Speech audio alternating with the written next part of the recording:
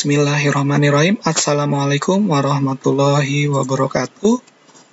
Hai Sobat ABE, ketemu lagi di channel kesayangan kita di ABE Channel. Nah, kali ini saya akan men-share atau membuat informasi tentang seberapa pentingkah data. Nah, ini mungkin hal yang sepele gitu ya. Tapi ya sejujurnya di era sekarang ini sangat begitu penting gitu ya kalau kita menyadari tentang data. Nah, beberapa mahasiswa juga kemarin sempat bertanya-tanya gitu kan mengenai hal ini. Nah, untuk itu kita akan bahas seberapa pentingkah data ini. Mungkin data ini tidak penting buat saya gitu ya, tapi bisa jadi penting buat kalian gitu ya. Nah, untuk itu sebelum kita lanjutkan, jangan lupa kalian like, subscribe gitu ya di channel kita di ABE Channel. Oke, tanpa basa-basi lagi, kita akan langsung saja membahas untuk seberapa pentingkah data ini buat kita semua. Oke, ini yang akan kita bahas mulai dari teknologi komunikasi gitu ya. Lalu kita akan lihat seberapa besar sih pengguna internet yang ada di Indonesia.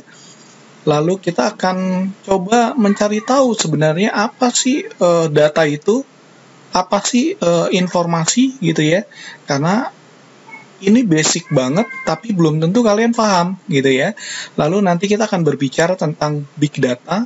Lalu nanti yang terakhir kita akan membahas bagaimana cara untuk mendapatkan data pribadi kalian. Oke, ini kita lihat dari perkembangan sisi komunikasi. Mungkin kalau kalian sekarang lihat di background yang paling atas gitu ya, kalian lihat ada email gitu ya. Ini sudah tidak asing lagi kalau zaman dulu kita menulis via surat gitu ya. Nah, kalau sekarang kita tidak perlu lagi menulis via surat gitu ya. Kita WhatsApp gitu ya. Atau sebelum perkembangan WhatsApp, kita dulu ada BlackBerry Messenger atau BBM. Atau selain WhatsApp ada juga yang masih saat ini kita gunakan juga Line gitu ya. Lalu ada aplikasi-aplikasi Messenger lainnya. Mungkin sebelum-sebelumnya gitu ada seperti Yahoo Messenger gitu ya. Dan banyak lagi untuk sarana komunikasi. Zaman dulu untuk berkomunikasi kita bisa melihat ya mungkin di awal-awal karena tidak ada teknologi gitu ya. Kita bisa melihat yang namanya burung sebagai merpati gitu ya, untuk mengirimkan burung merpati ya, untuk mengirimkan surat gitu ya, atau mengirimkan informasi. Jadi biasanya kalau zaman dulu kalau kalian tonton film-film kerajaan gitu ya, nah itu pasti mengirimkannya itu bisa melalui merpati gitu ya, atau burung elang misalnya kayak gitu. Nah, jadi melalui binatang gitu ya. Lalu ada juga kalau misalnya dia terlalu besar informasinya atau terlalu panjang atau bentuknya pengumuman misalnya, nah itu biasanya orang gitu ya. Orang datang ke suatu wilayah gitu ya. Nah, ini juga zaman-zaman kerajaan itu seperti itu gitu ya, kalau untuk caranya berdiplomasi gitu kan.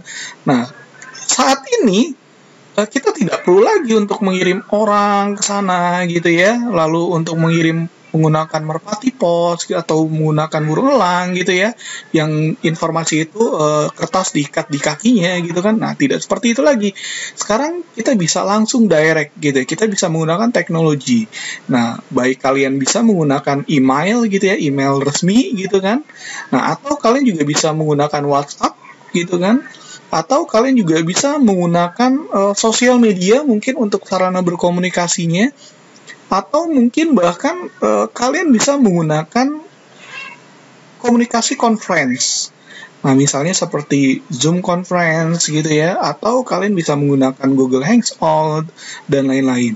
Nah, termasuk ketika kita di kelas pun, ya kita juga bisa menggunakan sarana komunikasi seperti ini. Jadi dengan adanya fasilitas daring atau pembelajaran jarak jauh. Nah, tentunya komunikasi ini bisa lebih maksimal lagi penerapannya dalam bidang teknologi informasi. Kalau kalian lihat juga di sini mulai dari telegraf gitu ya. Kalau yang di sebelah kiri paling bawah kalian bisa lihat ada telegraf, lalu ada telepon gitu ya, lalu ada radio. Nah, ini termasuk digunakan pada saat kemerdekaan Republik Indonesia gitu ya. Nah, ini digunakan sekali. Lalu mulai berkembang ada teknologi satelit, broadcast satelit. Lalu mulailah berkembang dengan internet sampai dengan saat ini gitu ya. Nah, di situ kalian bisa lihat di gambar yang paling sebelah kanan ada gambar burung gitu ya untuk mengirimkan surat.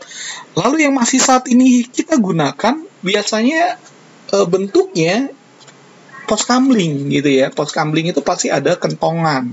Nah, ini juga di masyarakat Indonesia ini juga masih berfungsi gitu ya. Jadi kalau misal orang mau ronda itu pasti di pos rondanya ada kentongan. Nah, ini fungsinya untuk memberi tahu gitu ya. Lalu dulu juga ada teknologi pager gitu ya. Nah, saat ini memang sudah jarang sekali digunakan, bahkan ya sudah tidak ada lagi gitu ya.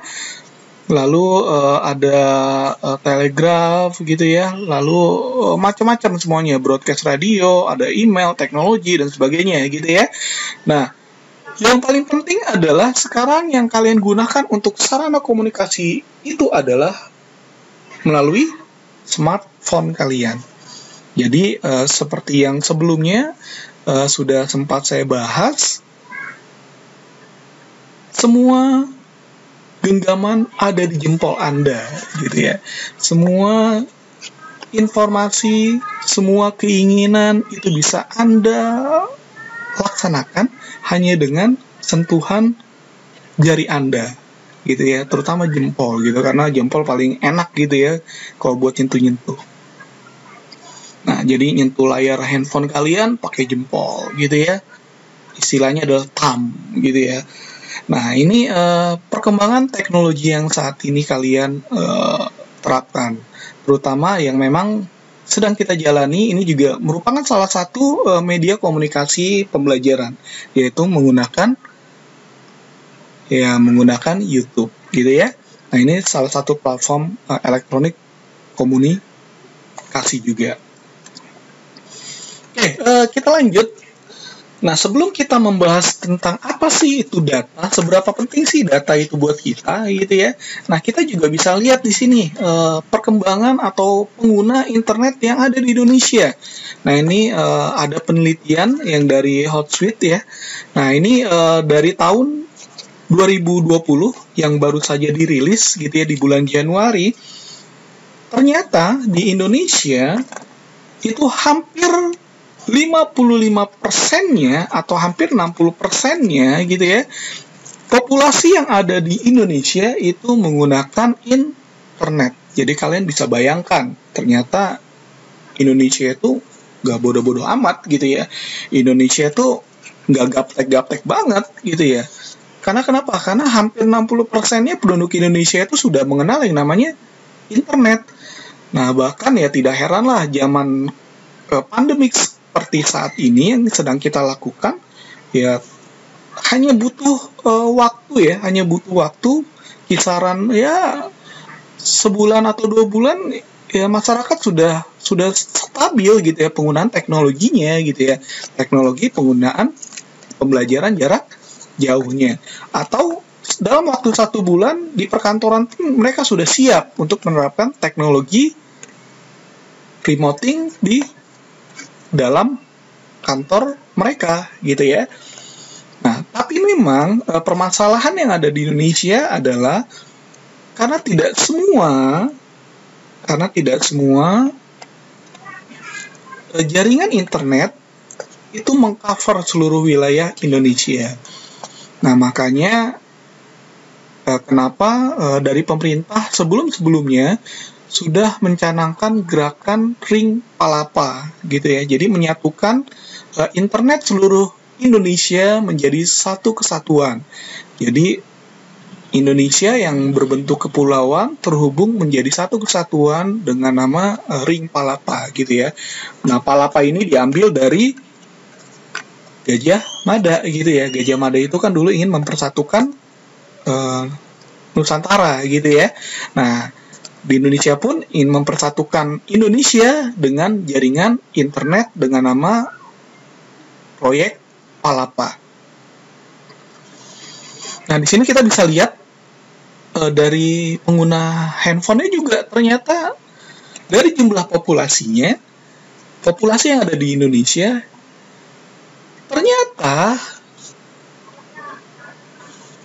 124% menggunakan handphone gitu ya.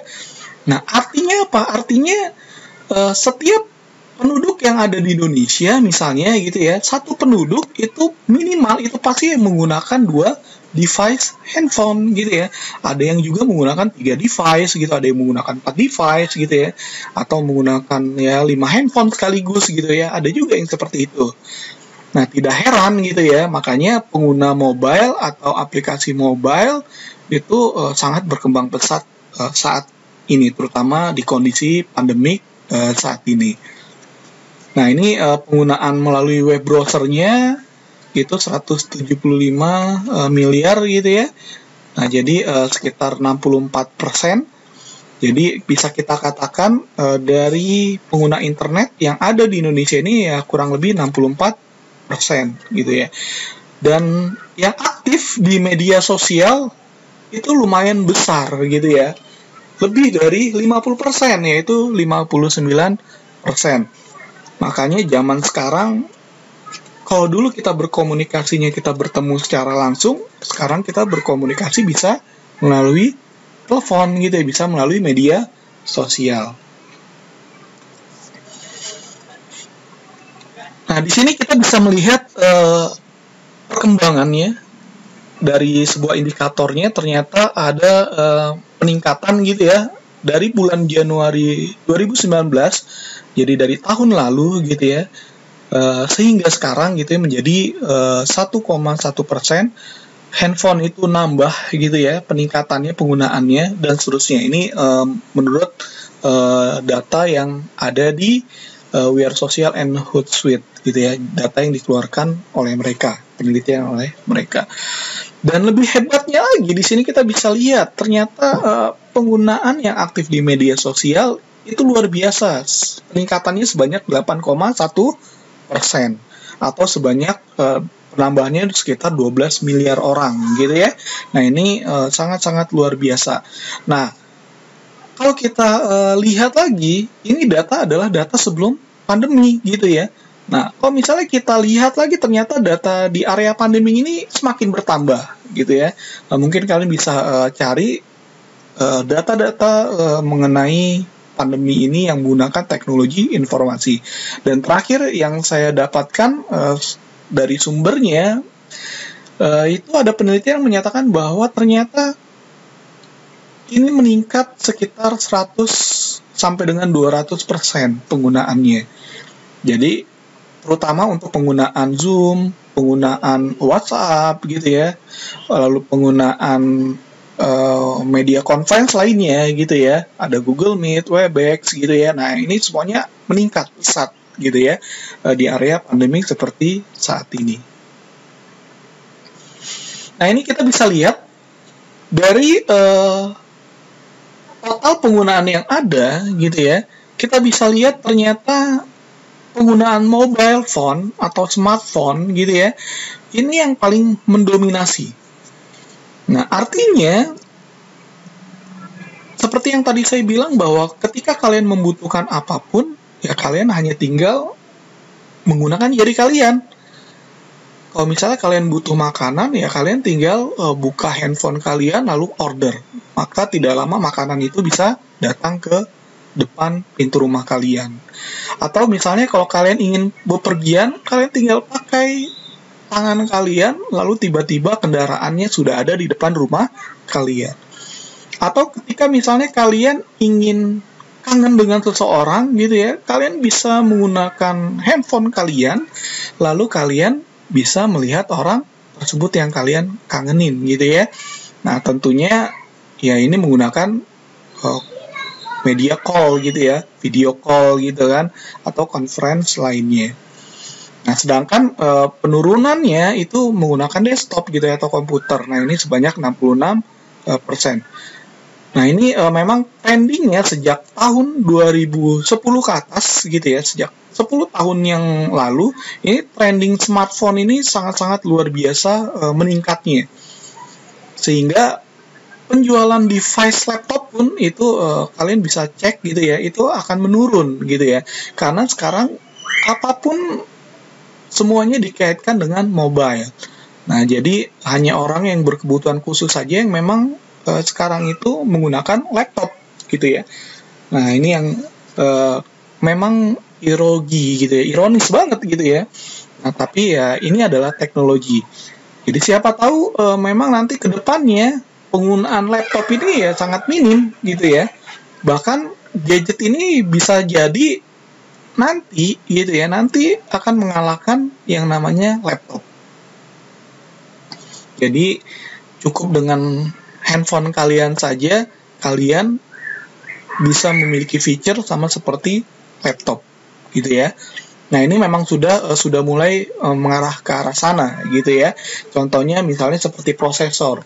Prosesor yang ada saat ini ternyata prosesor laptop pun itu ternyata dipakai saat ini di prosesor handphone. Nah, ini adalah salah satu contohnya, gitu ya.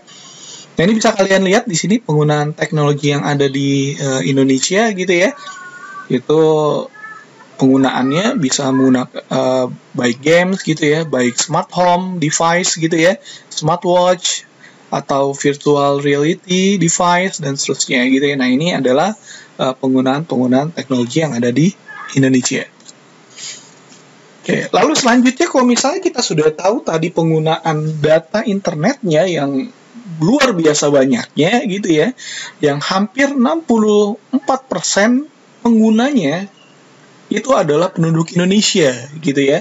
Jadi 64% penduduk Indonesia menggunakan internet. Lalu kita akan berbicara tentang data. Apa sih sebenarnya data itu?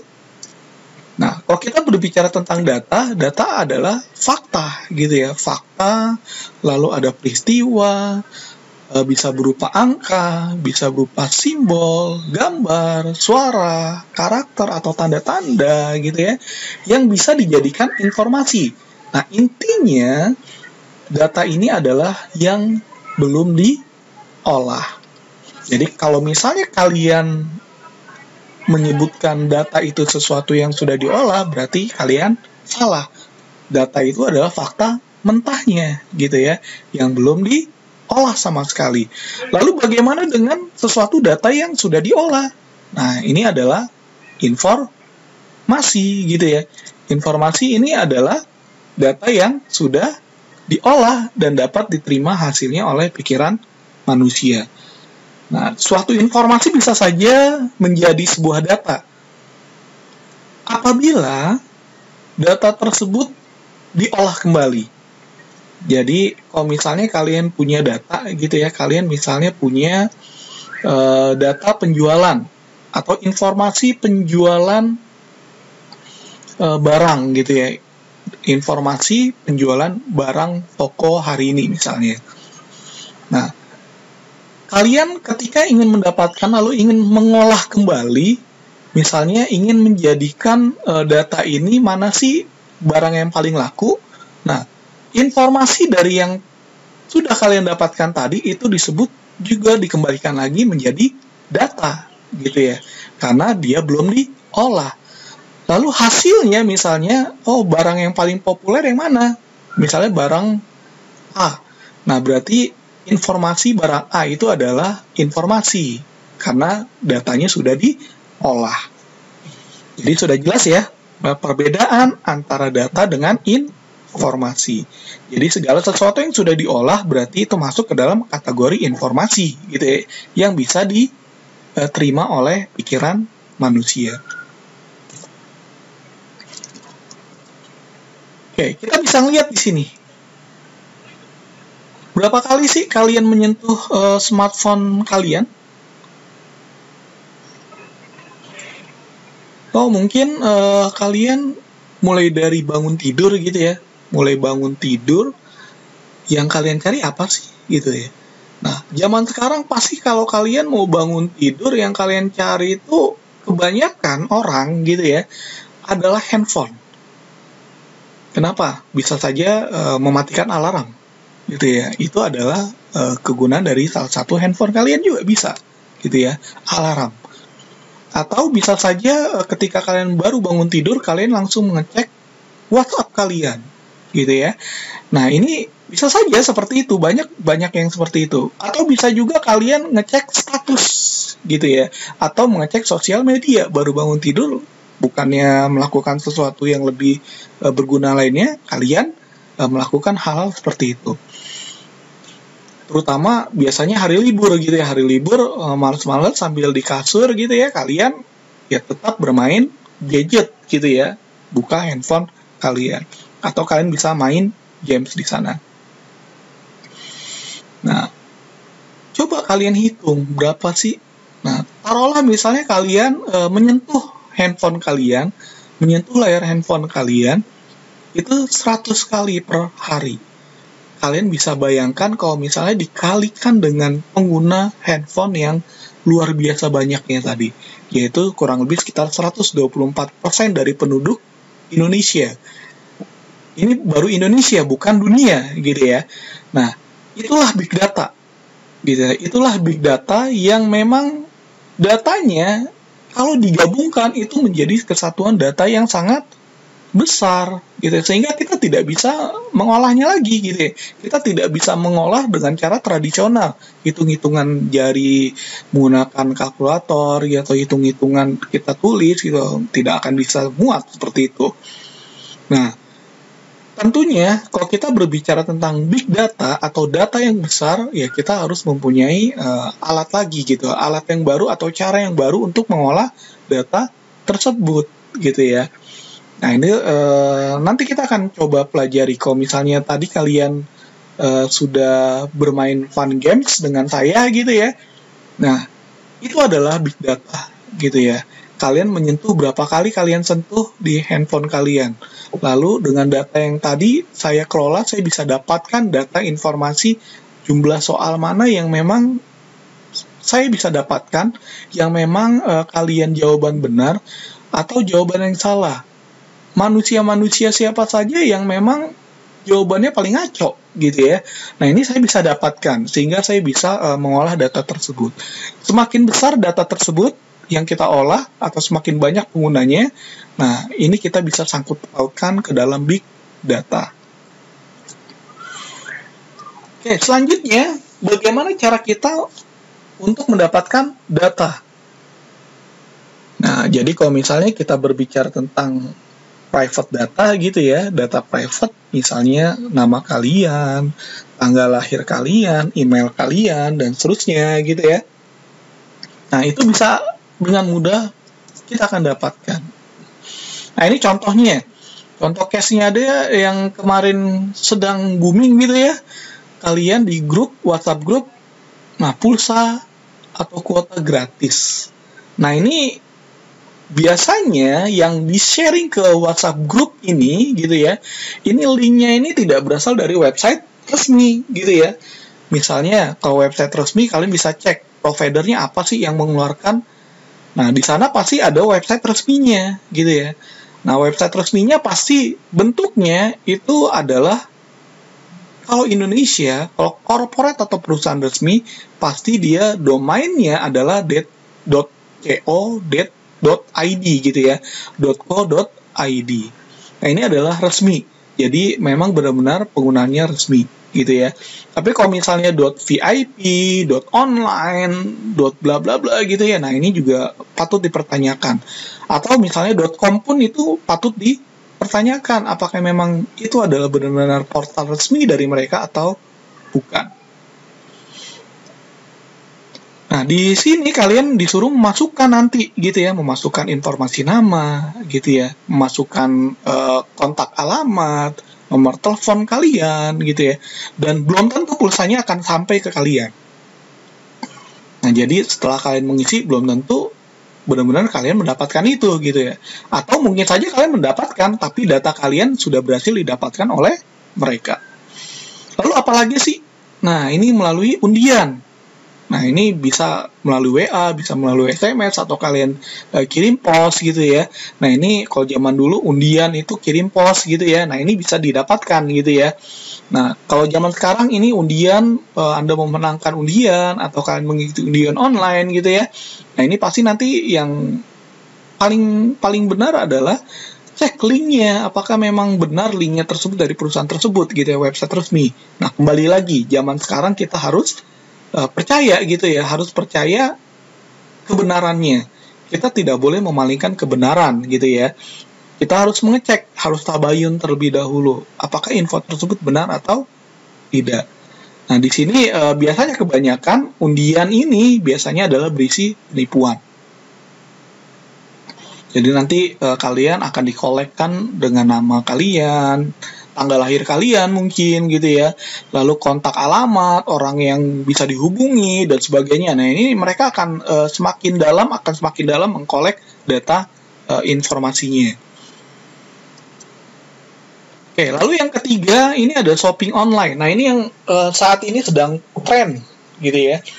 Yang saat ini sedang tren di masa pandemi seperti sekarang ini, belanja online.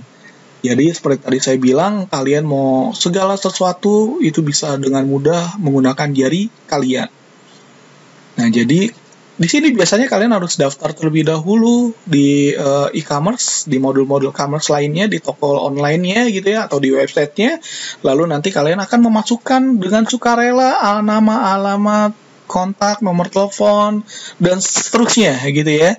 Nah, ini yang memang kalian dengan sukarela memberikan informasi pribadi kalian. Lalu tidak kalah pentingnya yaitu di sosial media gitu ya. Nah, ini juga kalian bisa saja terjerat di sini gitu ya. Nah, sosial media juga pasti akan mengkolek data-data pribadi kalian gitu ya, mulai dari nama, email, telepon, kontak, dan semuanya. Jadi semuanya ini bisa dengan mudah mereka dapatkan. Nah, kalau misalnya kalian tidak care dengan data kalian, mungkin saja pengguna-pengguna lainnya ya bisa mengetahui informasi pribadi kalian. Nah, lalu yang terakhir di sini yang kelima itu adalah aplikasi. Ini yang paling berbahaya sebenarnya. Kenapa? Karena kalian tidak bisa mengontrol gitu ya. Tidak bisa mengontrol terutama aplikasi mobile. Nah, aplikasi mobile ini biasanya kebanyakan itu bisa saja merusak gitu ya. Bisa saja dia mencuri data kalian. Jadi contohnya misalnya kalian download aplikasi games misalnya. Games tersebut ternyata ya memang sengaja dibuat, tapi dia ingin mencuri data kalian. Jadi kalian sengaja lalu pasti nanti akan ada warning gitu ya. Warning apakah kalian memberikan akses atau privilege gitu ya terhadap aplikasi tersebut, baik kontak, nomor telepon, gambar gitu ya, atau media suara atau video dan sebagainya gitu ya. Nah, ini yang paling bahaya. Contoh yang paling terburuknya adalah kalau misalnya kalian mendengarkan kasus tentang pinjaman online. Kalian disuruh mendownload aplikasinya, lalu aplikasi tersebut ternyata mencuri seluruh kontak yang ada di nomor atau kontak yang ada di smartphone kalian. Dan orang-orang tersebut, informasi tersebut bisa mereka dapatkan, kontak-kontak nomor telepon yang ada di handphone kalian, lalu bisa di-share ulang. Memberitahukan bahwa kalian punya hutang, belum bayar, telat, dan sebagainya. Atau kalian bisa ancam gitu ya, ingin menyebarkan foto kalian gitu ya. Nah, ini adalah efek yang lumayan paling sadis saat ini. Nah, makanya berhati-hatilah kalian ketika melakukan pinjaman online dengan menggunakan aplikasi. Nah, ini yang sangat-sangat berbahaya sekali. Jadi kalian data-data kalian di handphone tersebut bisa didapatkan dengan sangat mudah. Nah, masih banyak lagi cara mendapatkan data gitu ya. Contohnya lagi yang paling gampang adalah, yang paling lazim adalah membuat email gitu ya. Nah, email ini misalnya Gmail, Yahoo gitu ya. Nah, ini pasti paling gampang mereka mengkolek datanya. Kalian disuruh memasukkan nama, kalian disuruh memasukkan tanggal lahir gitu ya. Nah, ini yang paling gampang. Nah, tadi sudah saya sampaikan banyak bagaimana cara untuk mendapatkannya. Nah, lalu apa sih sebenarnya kegunaan data? Yuk kita cek. Nah, ternyata saya akan berbicaranya tidak manis di sini. Saya akan berbicaranya kalau kalian tidak care dengan data kalian, seperti yang tadi saya sempat bilang, kalian install aplikasi, lalu ternyata mereka bisa mencuri data yang ada di handphone kalian, baik kontak phone number gitu ya, lalu misalnya ada data alamat email, atau misalnya ada data-data pribadi kalian, foto gitu ya. Nah, ini bisa benar-benar dilakukan berdasarkan penipuan atas nama kita gitu ya. Terutama misalnya kita mendapatkan data tersebut, dapat KTP kita gitu ya, dapat foto KTP kita, lalu seakan-akan dipajanglah foto kita di area sana. Misalnya kalian memajang foto orang lain di Facebook dengan nama orang tersebut, lalu tiba-tiba teman-temannya itu meng-invite gitu ya, meng-add, menjadikan teman. Lalu tiba-tiba orang tersebut yang mengaku-ngaku kalian gitu ya, nah lalu meminjam uang gitu ya. Ini sudah banyak kejadian seperti itu, meminjam uang, lalu uang dikirim, tiba-tiba pas ketemu dengan real orangnya, orang tersebut mengaku saya tidak pernah kok gitu ya. Atau ada orang yang langsung punya kontak ya, mereka bilang oh tidak pernah kok melakukan hal itu. Wah, berarti nama kalian dicatut gitu ya, atau diambil sebagai sarana penipuan yang mengatasnamakan diri kalian. Nah, ini yang luar biasa gitu, yang sebenarnya saya takutkan juga gitu ya. Apalagi zaman sekarang publish gitu ya, nama publish itu, nama terpublish di internet itu sangat-sangat luar biasa dahsyatnya, terutama ketika kalian bermain di sosial media. Makanya hati-hati dengan foto, hati-hati dengan gambar kalian. Kalau di agama gitu ya, agama pasti terutama perempuan gitu ya, terutama perempuan ya dilarang gitu ya, dilarang keras gitu. Kalau agama Islam tuh pasti dilarang keras untuk memamerkan foto kalian gitu ya. Nah, ini juga ya memang penggunaan teknologi saat ini gitu ya. Tapi ya kembali lagi ke basicnya, ke agama. Jadi penggunaan teknologi secanggih apapun kita harus kaitkan dengan norma-norma yang ada saat ini. Oke, lalu apalagi sih? Nah, ternyata saya bilang di sini ada penipuan carding. Carding ini adalah penipuan yang memang dilakukan untuk mencatut atau mengambil data kartu kredit orang lain, lalu digunakan untuk kepentingan belanja yang lain, atau digunakan untuk mengambil uang yang ada di dalam kartu tersebut. Nah, ini contoh di hackingnya banyak gitu ya, ada skimming gitu ya, lalu ada jenis aplikasi-aplikasi yang lainnya. Tapi ini tidak akan kita bahas, tapi fungsinya adalah sama gitu ya. Orang lain mengambil datanya lalu mencuri uangnya, lalu nanti kita yang akan ditagih gitu ya. Nah, lalu ini ada pembobolan rekening. Nah, ini data-data pribadi kita itu biasanya kalau kalian punya rekening di bank itu sangat terhubung gitu ya. Nah, contohnya kalian pakai mobile gitu ya. Atau contohnya gini deh, yang paling simpel adalah kalian menggunakan Gojek gitu ya. Gojek itu punya GoPay gitu ya. Nah, uangnya itu punya GoPay. Lalu ada Dana gitu ya. Nah, tiba-tiba gitu ya, masuklah WhatsApp ya, atau telepon yang mengatasnamakan vendor tersebut. Misalnya Gojek atau misalnya Grab gitu ya.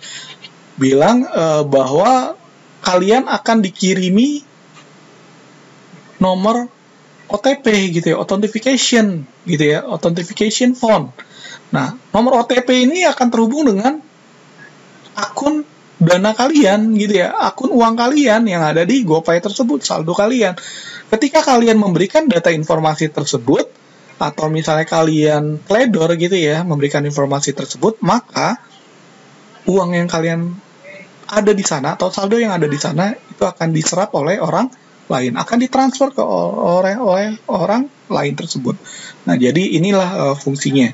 Dulu saya juga sempat pernah terjadi seperti ini, gitu, mengatasnamakan Gojek gitu ya. Lalu karena memang untungnya saya memang tidak pernah deposit di sana gitu ya. Saya tidak pernah deposit di sana, lalu ya mereka saya kasih aja gitu. Saya tahu bahwa itu memang penipuan gitu ya. Nah, akhirnya ternyata saya dapat referral. Dulu kan ada referral ya, referral, lalu kalian dapat uang gitu dari sana gitu ya. Nah, lalu kalian bisa dapatkan gitu ya. Kalian bisa dapatkan uang di sana. Nah, ini yang memang terjadi di saya. Dan mungkin banyak yang lain juga terjadi. Yang dropnya adalah kalian naruh uang di sana, gunanya buat misalnya jatah bulanan kalian, ternyata tiba-tiba uang tersebut hilang seketika, diambil oleh orang yang tidak bertanggung jawab. Nah, positifnya, ya banyak kebutuhannya, banyak kegunaannya gitu ya, ketika digunakan data itu gitu ya. Banyak kegunaan positifnya, baik ketika misalnya kalian memang mendaftar bank gitu, kalian mendaftar kuliah, kalian mau membuat paspor gitu ya, kalian mau membuat SIM gitu kan, kalian ingin membuat apapun sekarang itu dengan data, misalnya IKTP kalian gitu ya. Nah, IKTP kalian itu adalah data pribadi kalian yang bisa terhubung oleh bank, bisa terhubung oleh penduduk, bisa terhubung dengan pemerintah gitu ya. Dan keseluruhannya sekarang itu IKTP ini memang dijadikan sebagai sumber data pribadi untuk kalian. Nah, setelah penjabaran dari yang sudah saya sampaikan di atas, gitu ya. Nah, seberapa penting data buat Anda, gitu ya. Nah, analoginya adalah mungkin data foto A, gitu ya. Misalnya foto gambar saya, gitu ya. Menurut saya ya tidak terlalu penting, gitu ya. Misalnya kalian bisa lihat di sini ada gambar foto wanita gitu ya, foto wanita lagi tersenyum misalnya. Nah, ketika saya ingin berbuat jahil, bisa saja saya membuat foto kalian. Saya ambil foto kalian, lalu saya buat akun, lalu saya edit videonya. Mungkin editnya badannya tanpa busana gitu ya, tapi mukanya adalah muka kalian. Nah, ini adalah bisa saja terjadi seperti itu gitu ya. Nah, ini adalah data gitu ya, ini adalah data.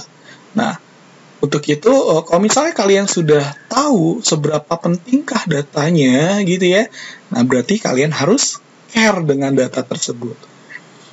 Nah, contohnya berarti kalian tidak boleh asal-asalan gitu ya, kalian harus lihat term use-nya, bagaimana ketika aplikasi tersebut digunakan, apakah dia mencuri data kalian ataukah dia mengkolek data handphone kalian gitu ya, apakah dia mengkolek data video kalian, apakah dia mengkolek informasi di smartphone kalian, dan seterusnya. Nah, ini yang memang harus kalian kerjakan, terutama tentang web service ya. Ada beberapa web service yang memang platform itu memang mempunyai web service-nya memang terintegrasi dengan media sosial lainnya. Nah, ini juga harus kita pahami juga gitu ya. Siapa tahu ada celah keamanannya untuk web service tersebut. Bisa saja data pribadi kita juga bisa diambil melalui web service tersebut. Nah, ini adalah analoginya sebuah data yang saat ini memang bisa kita gunakan. Apalagi kondisinya saat ini semuanya serba online. Nah, sebagai penutup dari saya, kalau kalian ingin menjadi mahasiswa, jadilah mahasiswa yang cerdas, gitu ya. Kalau kalian ingin menjadi orang kantoran, jadilah orang kantoran yang cerdas. Kalau kalian ingin menjadi siswa atau menjadi pelajar, ya jadilah pelajar yang cerdas, gitu ya. Artinya cerdas saat ini adalah kalian harus kritis, kalian harus serba melihat. Melihat apa? Melihat dari informasi yang ada gitu ya. Nah, kalian harus lebih care lagi dengan datanya. Nah, banyak orang yang bunuh diri gitu ya, atau banyak orang yang frustasi, atau banyak orang yang dibully gitu ya, akibat datanya memang tersebar di internet. Nah, jadi kalau zaman dulu gitu ya, atau mungkin masih ada sampai saat ini, mulutmu itu harimaumu gitu ya. Jadi mulutmu itu harimaumu. Tapi zaman sekarang tanganmu itu adalah harimaumu. Jadi tulisan apapun yang kamu buat, terutama di media sosial, status itu adalah merupakan ancaman buat kamu, gitu ya. Jadi bijaklah dalam penerapan bersosial media. Oke, pemaparan saya mengenai data cukup sampai di sini. Tetap stay healthy gitu ya. Ingat jaga jaraknya, rajin cuci tangannya gitu ya. Lalu 3M-nya benar-benar dilaksanakan. Jadi benar-benar jaga kebersihannya gitu ya. Nah, ini tetap semangat di masa pandemik ini. Semoga sama-sama kita berdoa supaya masa ini tetap